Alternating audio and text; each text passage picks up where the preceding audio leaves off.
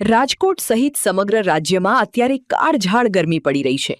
રાજકોટમાં ગરમીનો પારો 40 ડિગ્રીને પાર પહોંચી રહ્યો છે, ત્યારે લૂ લાગવાના કેસોમાં વધારો થવાની ભીતિ છે।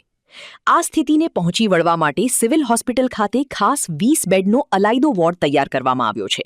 ત્યારે પીડીયુ હોસ્પિટલના તબીબી અધિકારીએ અબતક સાથેની વાતચીતમાં જણાવ્યું હતું કે હીટ સ્ટ્રોકના કારણે ગંભીર અવસ્થામાં આવનારા દર્દીઓને દાખલ કરવામાં આવે છે।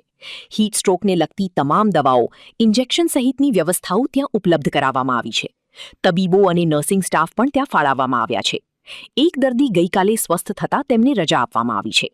હીટ સ્ટ્રોકથી જેને કોઈને અસર થયા હોય એને માટે આપણા સેવાઓ 24 કલાક ચાલુ જ છે। ત્યાં ઇમરજન્સીમાં સેવાઓ ચાલુ જ છે અને કોઈ પેશન્ટનો તકલીફ વધારે હોય તો એને દાખલ કરવા માટે અલગથી વોર્ડની તૈયારી કરવામાં આવેલ છે, જેમાં 20 બેડની વ્યવસ્થા કરવામાં આવેલ છે। તદુપરાંત અહીંયા ડૉક્ટર અને નર્સિંગ સ્ટાફ, પેરામેડિકલ સ્ટાફને અલગથી વ્યવસ્થા કરવામાં આવેલ છે અને જે સાધન સામગ્રી જોતા હોય એ સારવારમાં એ બધી ત્યાં ઉપલબ્ધ છે। દવાઓ, વાયરસનો પાવડર, આઈવી ફ્લુઇડ્સ અને બીજી વસ્તુઓ, જે બી તમામ વસ્તુઓ ત્યાં હાજર રાખવામાં આવેલ છે, જેથી કોઈને કોઈ તકલીફ ન પડે, તાત્કાલિક એને સારવાર થઈ શકે।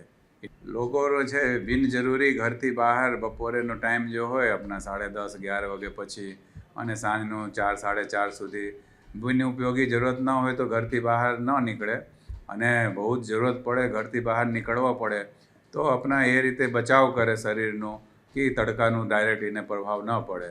કપડાં ફૂલ સ્લીવનું પહેરવાનું, ફૂલ સ્લીવનું અને માથા ઉથાલી ઢાંકી રાખવાનું, એ રીતે બહાર નીકળી શકે છે જરૂરત પ્રમાણે।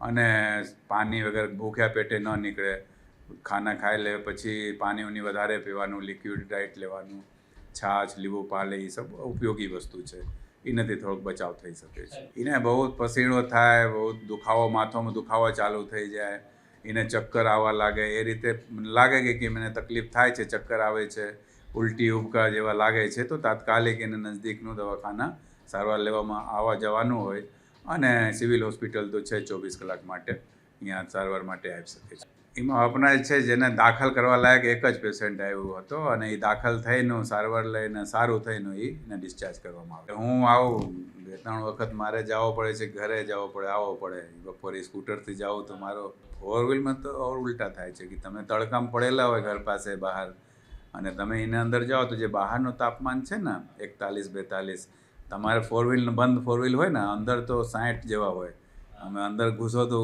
એસીનો ફવારો લાગે કે ગરમ ફવારો મારે છે, એવા થઈ જાય છે અને પછી પાછળ પૂરા ગીલા થઈ જાય। એમાં ઓછું કામ કરે કારણ કે એને બી કેપેસિટી છે ને, એસીનું કેપેસિટી છે કે જેટલા 40થી ઉપર જાય તો પછી એને કામ કરવાનું ક્ષમતા ઓછી થઈ જાય, એ રીતનું।